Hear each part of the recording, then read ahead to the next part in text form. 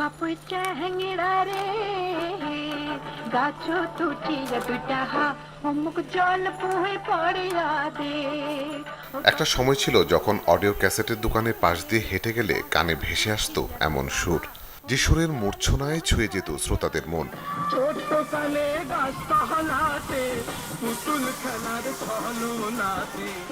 সময় পাল্টে গেছে।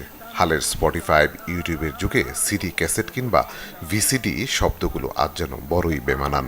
তবে এখনো এই ক্যাসেটের সময়টা ধরে রেখেছেন শামীম। আমি আপনার প্রথম ব্ল্যাঙ্ক ক্যাসেট বিক্রি করতাম। ব্ল্যাঙ্ক ক্যাসেট বিক্রি করতে করতে আপনার স্টুডিয়াম যেখানে আসলাম ওইখানে ব্ল্যাঙ্ক ক্যাসেট বিক্রি করতাম। পরে আমি ক্যাসেটের কোম্পানিতে ক্যাসেট দিই, যেমন মার্স কোম্পানিতে, সাউন্ডটেক কোম্পানিতে এসে ব্ল্যাঙ্ক ক্যাসেটগুলো দিতাম। দেওয়ার পর ওনারা বলতো যে শামীম, তুমি তো ইচ্ছা করলে গানের ক্যাসেট বিক্রি করতে পারো।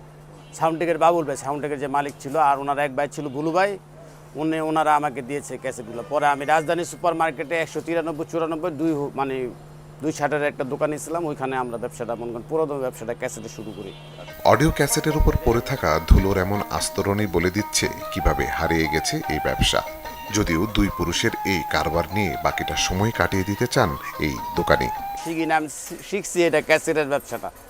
এই ক্যাসেটের ব্যবসাটা শিখছি, এটাই করি।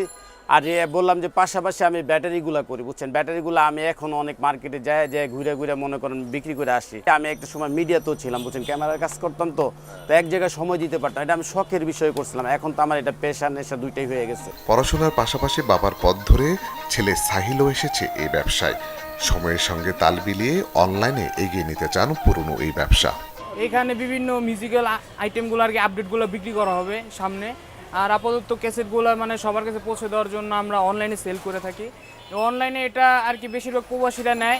সময়ের সাথে মুছে যাওয়া ফিতের ক্যাসেটগুলোকে আঁকড়ে ধরে বাকিটা সময় বেঁচে থাকতে চান এই ক্যাসেট প্রেমী মানুষ।